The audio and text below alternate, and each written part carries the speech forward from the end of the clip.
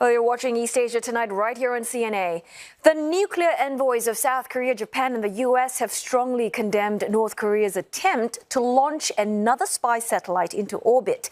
In a phone call, they called the act a serious threat to peace and security and a direct violation of UN Security Council resolutions. Well, the condemnation follows the North's rare admission that the rocket carrying the device had exploded mid-flight. A Japanese broadcaster, NHK, showed video of the rocket disintegrating over the sea between the Korean peninsula and China. Pyongyang blamed the failure on a fault in a newly developed fuel rocket motor. Well, the failure follows two others last year, though Pyongyang successfully placed its first reconnaissance satellite into orbit in November. Japan said that the launch threatened not only its people, but the wider region. It issued an emergency warning to residents in the south to take cover before lifting the alert after it was clear the rocket posed no threat. 一連の北朝鮮の行動は我が国、地域及び国際社会の平和と安全を脅かすものです。このような発射は関連する安保理決議に違反し、国民の安全に関わる重大な問題です。北朝鮮に対して北京の大使館ルートで厳重に抗議し、強く非難をいたしました。Well, the attempt comes hours after Pyongyang warned it would launch another spy satellite before the 4th of June and after the U.S. and South Korea conducted attack drills using some 20 fighter jets near the border. Well, there's been growing concern about the latest launch as the North has been ramping up development of its missile and nuclear technology. Worries are Pyongyang has been receiving help from Moscow with a successful November launch coming after leader Kim Jong-un made a visit to Russia and received promises of help from President Vladimir Putin. And for more on this, we are joined now by Gordon Kang, Senior Analyst, S. Rajaratnam School of International Studies at Nanyang Technological University. Well, thanks for joining us, Mr. Kang. So firstly, your thoughts. I mean, how worried should we be that Seoul, South Korea, claims that Russian engineers have a hand in this? Yeah, I think Russian involvement in this particular launch is not surprising given North Korea's close engagement with Russia since its lifting of lockdown restrictions. I think what is significant though from this event is that how North Korea has readily reported, not only the failure of the launch, but also the warning that even a launch would take place. So that such launches are increasingly becoming quite frequent, I think, is reflective of Pyongyang's emphasis and commitment to actually make serious advancements in space and more broadly in science and technology. And I think this is a matter of really defining the Kim Jong-un's era. To be clear, so this extends as well to other aspects of North Korea's national development, such as on agriculture, public health, rural construction, and the like. But the underlying message, I think, as was emphasized during the 8th Congress of the Workers' Party of Korea back in 2021, is to embed pragmatism and advancement, albeit strategically, in reinvigorating like a people-first approach amongst other political ideals of Kim Jong-un's era. And so that it was reported so quickly and that other instances in the past more broadly have also taken place where the state has been clear about not perhaps meeting certain expectations is thus representative of this trend. So several examples I could talk about. For example, the groundbreaking ceremony of Songcheon County in February this year that marked the start of North Korea's regional development 20x10 policy. So according to the Rodong Shinmun, Kim Jong-un apologized in this speech, stating that he was ashamed and sorry for only starting the project then.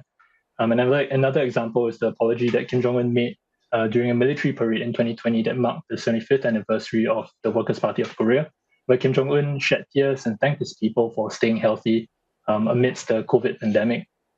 So I think the key is that the political message is being reinforced to the domestic populace that a certain standard has been set for the socialism. Mr. Kang, that they are trying to reinforce this political message. They're trying to show their technological prowess in terms of trying to advance their agenda. But nevertheless, I mean, this launch in a way failed again. So in a nutshell, I mean, we're not sure whether is it similar to past failures, but in a nutshell, is North Korea actually making progress, or they're just simply repeating past mistakes? Well, as an international relations academic, I'm not familiar with the technical details surrounding such satellite launches. whether or not there's progress, I think it's clear that I think there's been some progress because they've been able to launch a satellite successfully in November last year. I think what is key is what is the broader geopolitical question is what does this failure signify and what we can interpret from it. Of course, North Korea's satellite launches pose several regional implications in the sense that there's reconnaissance or intelligence capabilities that can be reinforced on North Korea's part. And this has been pledged by Kim Jong-un in a plenum last December to launch 3 more satellites to this end. And the DPRK Space Agency also reaffirmed plans to strictly monitor the US and the ROK and other hostile forces. And so I think in a strategic sense, in a broader strategic sense, there is a worry on this part that it can help to reinforce the nuclear deterrent that North Korea poses. Yeah. So you've talked there about the implications for regional security. I mean, particularly, I guess, South Korea, Japan, the US. But are there any signs of increased military readiness in response to these threats?